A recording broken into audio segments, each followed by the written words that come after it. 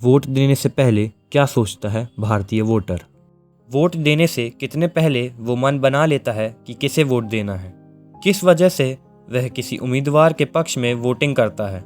एक वोटर प्रत्याशी की किन बातों पर गौर करता है, धर्म, जाति या फिर काम। आज का हमारा यह वीडियो इसी विषय पर केंद्रित है। लेकिन वीडियो पर आगे बढ़ने से पहले आपसे निवेदन है कि वीडियो को लाइक जरूर कर दें और चैनल को सब्सक्राइब कर बेल आइकन को भी प्रेस कर दें, ताकि आप और हम आने वाले समय में यूं ही जुड़े रहें। दोस्तों, देश के 5 राज्यों मध्य प्रदेश, राजस्थान, छत्तीसगढ़, तेलंगाना और मिजोरम में विधानसभा चुनावों का बिगुल बज चुका है। 7 नवंबर से शुरू होकर 30 नवंबर तक कुल 4 चरणों में ये मतदान होना है। कहा जा रहा है कि सभी राजनीतिक दलों के लिए ये चुनाव 2024 में होने वाले लोकसभा चुनावों की रिहर्सल की तरह है, जिसके चलते ये चुनाव और भी अहम हो गए हैं। देश का मतदाता भले ही अपने एक मत के महत्व को ना पहचानता हो, पर उसे पाने की जद्दोजहद में लगी राजनीतिक पार्टियां और उनके प्रत्याशी बखूबी जानते हैं। आखिर वोट देने से पहले क्या सोचता है मतदाता, किन खूबियों को ध्यान में रखकर वो किसी को वोट देने जाता है। इस संबंध में पिछले दिनों एक रिपोर्ट आई थी, जिसे जानकर हम भारतीय मतदाताओं के वोटिंग बिहेवियर यानी वोट डालने के व्यवहार को जान सकते हैं। वोटिंग व्यवहार यानी वोटर्स का मनोविज्ञान ये बताता है कि वोटर्स कैसे अपना फैसला करते हैं। वोट देने के दौरान उसके दिलो दिमाग में क्या होता है, जिसके आधार पर वो ये फैसला करता है कि किसे वोट देना है। देश का एक आम वोटर जब वोट डालने जाता है तो उस पर कई फैक्टर काम कर रहे होते हैं, जिसमें जाति,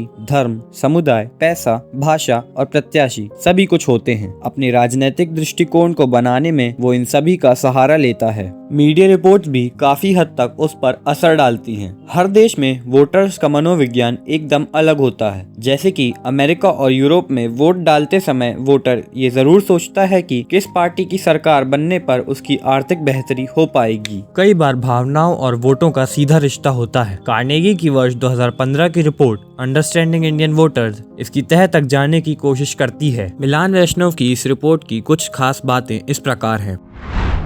देश में वोटर राष्ट्रीय पार्टियों के साथ क्षेत्रीय दलों के बीच पर्याप्त संतुलन रखता है। डायनेस्टी पॉलिटिक्स बेशक लोकप्रिय ना हो, लेकिन डायनेस्टी लीडर्स जरूर लोकप्रिय हैं।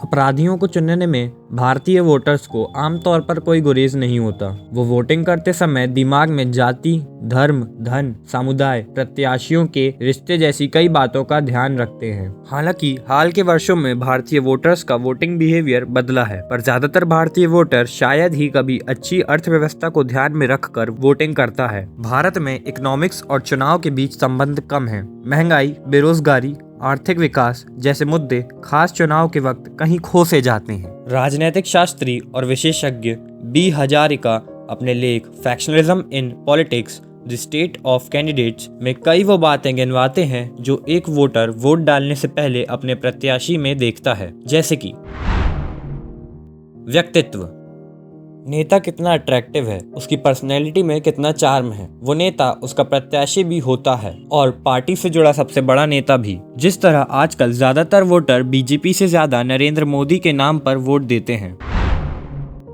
जाति, भारतीय समाज में जाति की जड़ें गहरे तक जुड़ी हैं। भारत में और खासकर ग्रामीण भारत में वोटर ये जरूर देखता है कि उसका वोट किस जाति के उम्मीदवार को जा रहा है। अगर प्रत्याशी उसकी जाति का होता है तो ज्यादा संभावना रहती है कि वो उसे ही वोट देगा।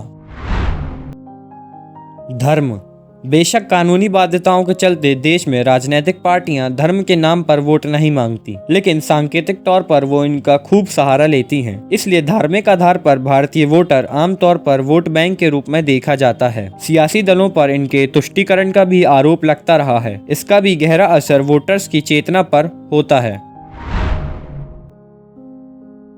भाषा, दक्षिण भारत में कई राज्यों में वोटर्स के लिए भाषा उसकी गरिमा और अस्मिता की वजह बनती है, और हाल ही में कर्नाटक चुनावों में बीजेपी और नरेंद्र मोदी ने वोटर्स के साथ कनेक्शन बनाने के लिए कन्नड़ भाषा का सहारा लिया और कन्नड़ नायकों के साथ चुनाव अभियान को जोड़ा गया।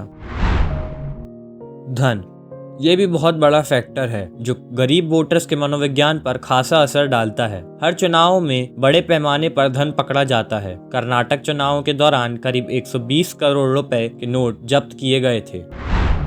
सरकार का प्रदर्शन, ये सबसे नीचे होता है। हालांकि एंटी इनकम्बेंसी फैक्टर को लेकर सरकारों को जनता खारिज करती रही है। ये इस पर भी निर्भर करता है कि सरकार के काम करने को लेकर दूसरे सियासी दल कैसा माहौल बना रहे हैं या मीडिया के जरिए उनका कैसा परसेप्शन बन रहा है। हालांकि शिक्षित युवाओं के बीच ये रुझान बदल रहा है। वे सरकार के कामकाज और पार्टी की प्राथमिकताओं को देखकर वोट देते हैं। प्रत्याशी की उपलब्धता। जनप्रतिनिधि की उपलब्धता और उसके काम करने की क्षमता उसे काफी हद तक जोड़ती है। जिन स्थानों में चुनाव जीतते ही नेताओं ने जनता से दूरी बना ली या वो जनता के काम नहीं कर पाए, वहां उनकी छवि पर काफी नकारात्मक असर पड़ा और वोटर ने उन्हें नकारने का मन बना लिया। एक कारण यह भी है, रिपोर्ट के अनुसार जब ग्रामीण महिलाओं से पूछा गया कि किसे वोट देना है, उन्होंने कैसे तय किया, तो उनका जवाब था कि परिवार के पुरुषों ने उनसे जिसे कहा उन्होंने उसी को वोट दे दिया।